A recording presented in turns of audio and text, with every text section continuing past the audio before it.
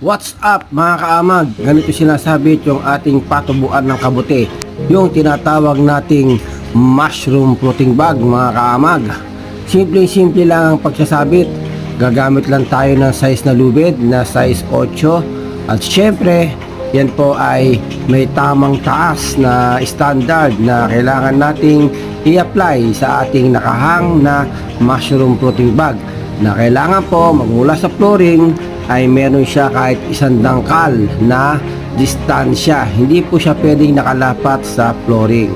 Alright mga kaamag, para sa mga nagnanais na magpatubo ng kabuti, kontakin nyo lang po ako sa aking telepono na